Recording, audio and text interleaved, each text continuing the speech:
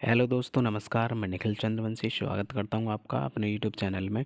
आज मैं इस वीडियो में आपको बताऊंगा कि सरकारी टीचर कैसे बनते हैं, कौन सा एग्ज़ाम आपको देना पड़ता है और कौन सा कोर्स आपको करना पड़ता है। वैसे तो कई सारे कोर्स करके आप टीचर बन सकते हैं, लेकिन इस वीडियो में मैं आपको बताऊंगा बीएड के बारे में। तो अगर आप सरकारी टीचर बनना चाहते हैं तो आपको बीएड करना होगा, और बीएड करने के लिए आपको एक एग्ज़ाम देना होगा जिसे बीएड जॉइंट एंट्रेंस एग्ज़ाम कहते हैं। तो आइए जानते हैं बीएड एंट्रेंस एग्ज़ाम है क्या। तो यह एक राज्य स्तर या फिर विश्वविद्यालय स्तर की परीक्षा है। जो विद्यार्थी शिक्षक बनना चाहते हैं, टीचर बनना चाहते हैं, वो इस परीक्षा के द्वारा 2 वर्षीय बीएड कोर्स में प्रवेश लेते हैं। यानी आपको अगर टीचर बनना है तो आपको बीएड का एंट्रेंस एग्ज़ाम देना पड़ेगा, जो कोई यूनिवर्सिटी करवाती है, राज्य सरकार, मतलब राज्य स्तर पर सरकार करवाती है इस परीक्षा को। तो इस परीक्षा के बाद आपको बीएड कोर्स में एडमिशन मिल जाता है। अच्छा, बात करते हैं कि किन किन, मतलब ये प्रतिवर्ष ये परीक्षा जो है अलग अलग राज्यों में अलग अलग विश्वविद्यालय और संस्थाओं के द्वारा करवाई जाती है। अब इसके बाद हम बात करते हैं यूपी की, क्योंकि मैं यूपी से हूँ तो यूपी की बात करूँगा। तो यूपी में ये परीक्षा जो है बीएड संयुक्त प्रवेश परीक्षा जेईई के नाम से हर साल ज्योतिबा फूले विश्वविद्यालय रोहिलखंड द्वारा करवाई जाती है। हर साल ये परीक्षा होती है। अब बात कर लेते हैं कि योग्यता क्या है। तो अगर आप बीएड कोर्स में एडमिशन करवाना चाहते हैं और आपको ये बीएड का एंट्रेंस देना है, तो फिर आपके ग्रेजुएशन में, स्नातक में आपके 50% नंबर होने चाहिए, अगर आप ओबीसी कैंडिडेट हैं या फिर जनरल कैंडिडेट हैं। तो अब बात करते हैं इसके एग्ज़ाम पैटर्न की। एग्ज़ाम जो होता है इसका ऑफलाइन होता है और 200-200 नंबर के 2 पेपर होते हैं इसके। अब बात करते हैं पहले पेपर की। तो पहला पेपर जो है सेक्शन ए, 2 सेक्शन में बटा होता है, सेक्शन ए और सेक्शन बी। तो सेक्शन ए में जनरल नॉलेज के 50 प्रश्न होते हैं, और सेक्शन बी में हिंदी और अंग्रेजी भाषा के भी 50 प्रश्न होते हैं।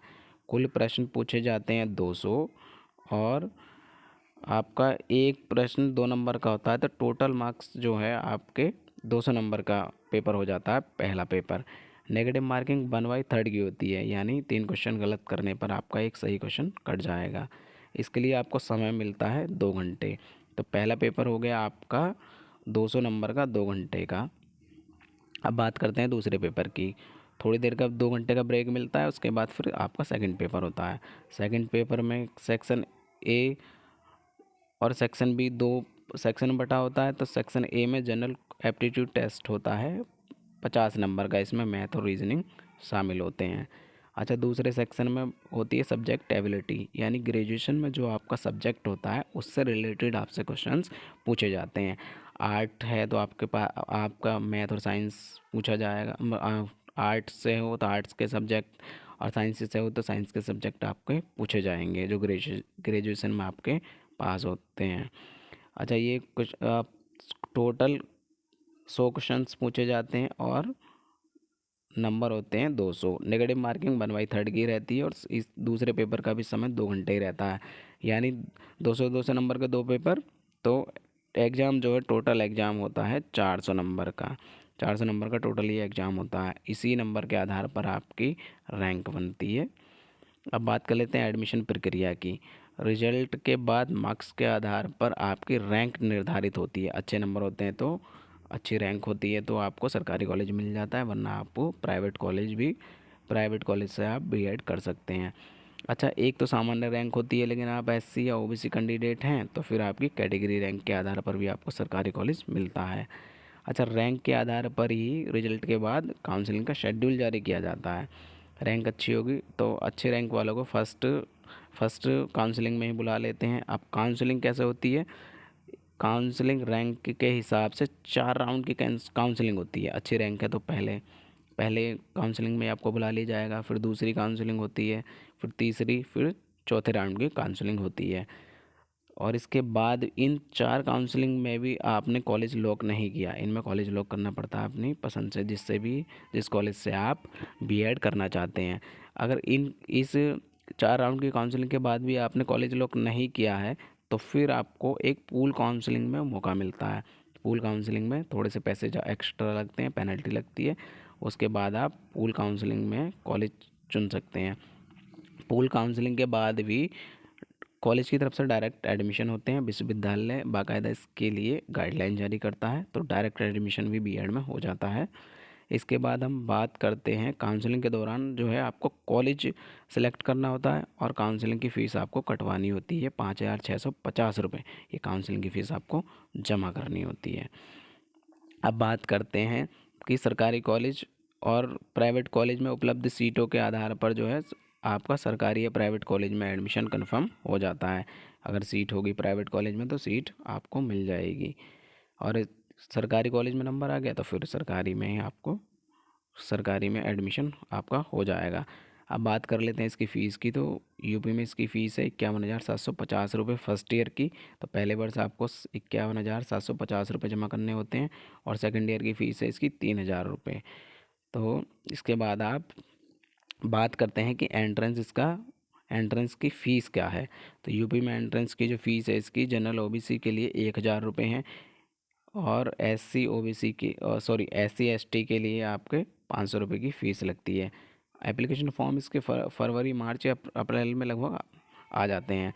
अच्छा बीएड की बात हम करते हैं कि बीएड हमने कर लिया तो फिर सरकारी टीचर बनते कैसे हैं। तो फिर इसके लिए आपको यूपी में तो भाई यूपी टेट देना होता है।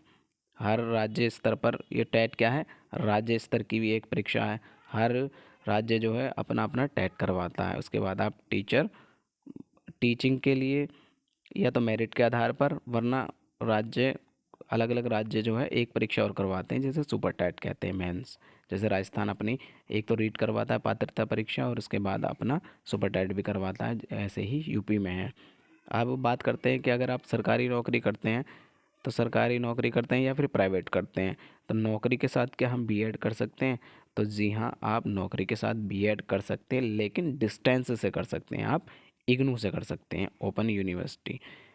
तो इग्नू से आप बीएड कर सकते हैं, और इस बीएड की भी उतनी ही मान्यता होती है जितनी आप रेगुलर जाकर किसी इस कॉलेज से बीएड करते हैं। अब बात कर लेते हैं बीएड के लाभ की। तो एक तो सरकारी टीचर बनने का अवसर आपको बीएड करने के बाद मिल जाता है, और दूसरा मतलब कौन कौन से स्कूल के आप टीचर बन सकते हैं। तो देखो, प्राइमरी में भी अब बीएड शामिल है, तो प्राइमरी के टीचर आप बन सकते हैं। इसके अलावा आप जूनियर के टीचर भी बन सकते हैं 6 से लेके 8 तक।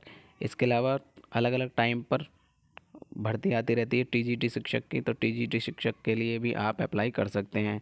इसके अलावा केंद्रीय विद्यालय में शिक्षक बन सकते हैं, नवोदय विद्यालयों में बन सकते हैं। इसके अलावा अगर आप पीजीटी के लिए, वैसे तो पीजीटी के लिए आपको पोस्ट ग्रेजुएट होना चाहिए, एमए एमएससी या फिर पोस्ट ग्रेजुएशन का कोई भी कोर्स। तो पीजीटी के लिए अगर आपने बीएड कर रखा है तो आप इसको कुछ अंक आपको बीएड करने का मतलब भारांक मिल जाता है। पीजीटी में भारांक मिलता है, बीएड करने का लाभ मिल जाता है। इसके अलावा बीएड के बाद आप एमएड भी कर सकते हैं। एमएड के बाद आप नेट क्वालिफाई कर सकते हैं, और नेट के बाद आप प्रोफेसर बन सकते हैं। तो बीएड करने के काफ़ी लाभ हैं। अगर आप बीएड करना चाहते हैं तो आराम से, टीचर बनना चाहते हैं आप आराम से बीएड करिए। अगर वीडियो आपको पसंद आई हो तो वीडियो को लाइक करें और चैनल को सब्सक्राइब करें। मिलते हैं अगली वीडियो में। नमस्कार।